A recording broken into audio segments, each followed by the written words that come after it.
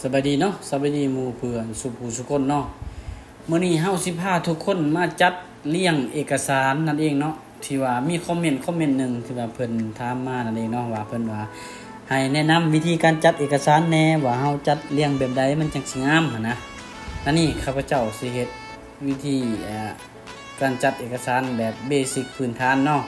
แต่ว่าคนที่ฮู้แล้วก็ต้องขออภัยนำเนาะนี่มาแนะนำสำหรับคนที่ว่าบ่ฮู้เนาะหากเฮียนเฮ็ดเอกสารใหม่ภาษาซะเนาะตัวอย่างคือข้าพเจ้านี่สิพิมพ์ใบเสนอเนาะนี่พิมพ์ใบเสนอตัวนี้เนี่ยเสนอตัวอย่างเนาะคล้ายเขาเนาะใบเสนอตัวนี้เดี๋ยวเฮาพิมพ์มาเนาะสาธารณรัฐเลยเนาะวัฒนธรรมนี้แล้วก็เฮาก็ให้มันอยู่ตรงกลางเนาะตัวอย่างเนาะเฮาก็ติ๊กใส่นี่เลยเฮาติ๊กใส่ตัวนี้เนาะนี่เฮาติ๊กใส่ตัวนี้ก็ได้นี่เฮาทาสีเนาะทาสีแล้วเฮาก็เลือกเมนูตัวนี้เนาะนี่เนาะเซนเตอร์นี่หรือว่าคอนโทรล E ก็ได้เนาะติ๊กไซส์เนาะมันก็มาอยู่ตรงกลางเนาะบัดนี้โลโก้ตัวนี้เนาะโลโก้ตัวนี้เฮาก็ง่ายมากแบบนี้เลยเนาะจับมาเลยเนาะโลโก้ตัวนี้เนาะนี่เนาะนี่เฮาจับมานี่เนาะจับมาประมาณนี้ตัวอย่างนาเจียบัดนี้เนาะนาเจียบัดนี้นะนาเจียแบบนี้บ่ได้เนาะเฮาก็กำหนดตรงทั้งข้างนี่3ทั้งเทิงนี่2ทั้งนี่2เนาะทั้งลุมนี่ก็2เนาะวันนี้เฮามาเข้าที่เพจเลเยอร์นี่เนาะนี่มาหาเข้ากับเพจเลเยอร์เลือกเม็ดซีนนี่เนาะแล้วก็เลือกคัสตอมนี่เม็ดซีนเนาะหลังจากนั้นตัวนี้มันเป็นนิ้วเนาะตัวนี้มันเป็นนิ้วเฮาใช้เป็นซังตี้เนาะเฮาใส่2นี่เนาะ2 cm นั่นเองเนาะ cm เฮาพิมพ์ใส่เนาะตัวนี้3 cm เนาะตัวนี้3 cm เนาะตัวนี้2 cm เนาะตัวละ322เด้งเนาะ2 cm คือเก่าเนาะเซนติเมตรเนาะหลังจากนั้นเฮาก็กดเนาะก็โอเคนะนี่เนาะมันจะง่ายบัดนี้เนาะมันจะเหลือในข้างบัดนี้จะนี่เนาะตัวนี้เฮาก็ยับมาคือเก่าเนาะนี่เนาะ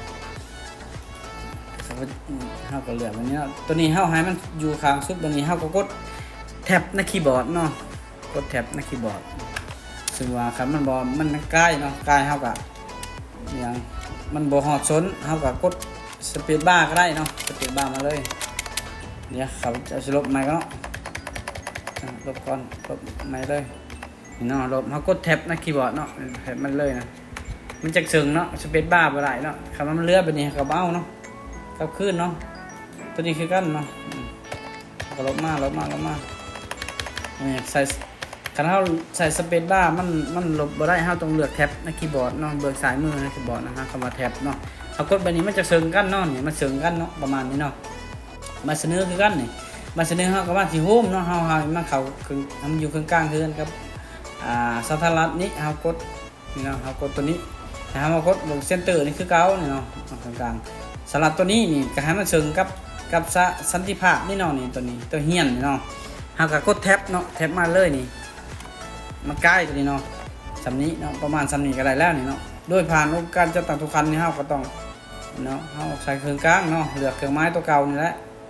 เรื่องคือการเรื่องนี่เฮากดแท็บในคีย์บอร์ดเนาะอีกตามนี่คือกันเฮาก็ต้องทาสีเนาะตัวนี้เนาะ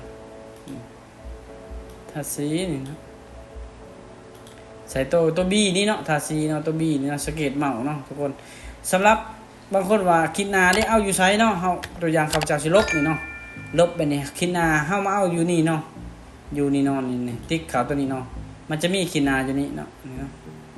ถ้าไพ่บ่มีแม่นเฮาจะกดเครื่องไม้ลบในแป้นคีย์บอร์ดเนาะแล้วเฮาก็กด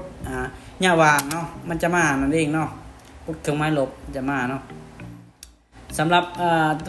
นี่เนาะเฮาจะให้มันเพียงเลยมันเพียงกับเส้นนี้แบบนี้ชุมนี้เนาะเฮาก็กดทาสีตัวอย่างบ่เพียงเนาะกดทาสีเฮาเลือกเครื่องไม้นี่เนาะสังเกตเมาส์เนาะเลือกเครื่องไม้นี้มันก็คุ้งเนาะตัวนี้เนาะเวลาเฮาพิมพ์มามันจะคุ้งกับเส้นตัวนี้